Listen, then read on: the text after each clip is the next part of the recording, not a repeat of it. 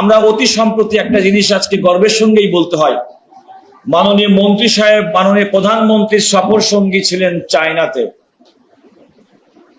অতীতের মতো ঘটা করে ফিরে এসে আমাদের যে বিশাল কিছু একটা করে কিন্তু কিছুই আলটিমেটলি পেলাম না, এবং সাংবাদিকদের কিছু রাজনৈতিক নেতা মন্ত্রীদেরকে তুষ্ট করার জন্য স্থাবকতা আমরা অতি সম্প্রতি বাংলাদেশের প্রধানমন্ত্রীর সর্বপ্রথম বিদেশ সফরের পরে এখনো পর্যন্ত দেখতে পাইনি। এটা স্বস্তির জায়গা।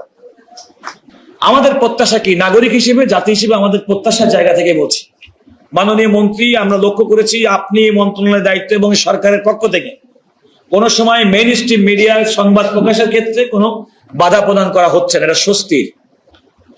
কিন্তু এই কথাও সত্যি, আমরা কিন্তু সোশ্যাল মিডিয়ার নামে নানাভাবে ভালো কাজেরও অযথা সমালোচনা, নানা মানুষকে মেলাইন করা এবং নানাভাবে মানুষকে কিংবা ভালো রাষ্ট্রের ভালো কাজগুলোকে ডিসক্রেডিট করা একটা অপচেষ্টা আমরা লক্ষ্য করে থাকি।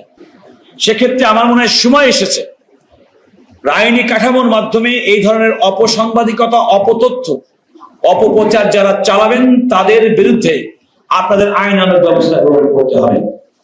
রাষ্ট্র হিসেবে ভালো কাজ করার জন্য যেমন প্রশংসা আপনি পাবেন, রাষ্ট্র পরিচালনায় যে কোনো ধরনের দুর্নীতি, অপরাধ, অন্যায়ের বিরুদ্ধে সাংবাদিকরা সঠিকভাবে সত্যটা তুলে ধরবে, এটাই প্রত্যাশা, এটাই গণতান্ত্রিক রাষ্ট্রের বিধান।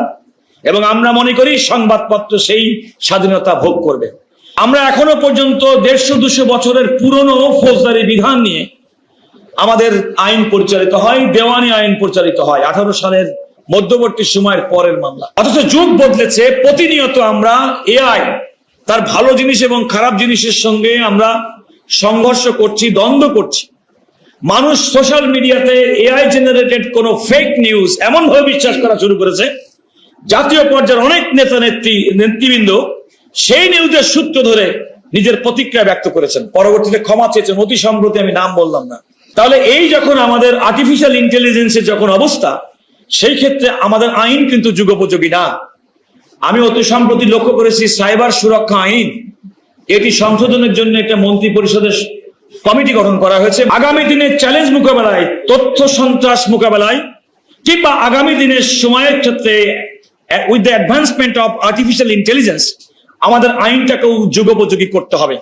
আমরা একথা বলছি যে রাষ্ট্র, আমরা যে যেখানে দায়িত্ব পালন করছি সেই দায়িত্ব পালন করার ক্ষেত্রে রাষ্ট্রের যে কোনো ভালো জিনিসের ক্ষেত্রে আপনাদের সংবাদপত্র, সংবাদ মাধ্যম আপনাদের সহযোগিতা করতে হবে। আমরা পুরো অ্যাক্টিভলি রোল প্লে করছি কথা বলার জন্য। আগামী দিনের জন্য it's a very alarming thing, take it from me. এই ধরনের ডিজিটাল ইস্যুস ডিল করার জন্য আমরা যখন কোনো একটা আইন করি, সেই আইনটা কিন্তু দ্রুত কিন্তু পরিবর্তন, সংশোধন হয় না।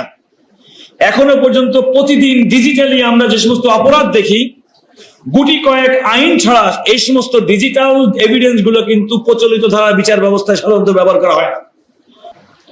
দ্বিতীয়ত, আইন যখন করবেন, আইনের মধ্যে এমন বিধান থাকবে যে প্রশাসনিক সিদ্ধান্ত কিংবা সংশ্লিষ্ট মন্ত্রীর মাধ্যমে পরবর্তীতে আদেশের মাধ্যমে সময় উপযোগী ওই আইনের সঙ্গে সামঞ্জস্যপূর্ণ নতুন কোন অপরাধকে অ্যাড্রেস করার জন্য সংশোধনী তাৎক্ষণিক ব্যবস্থা থাকবে।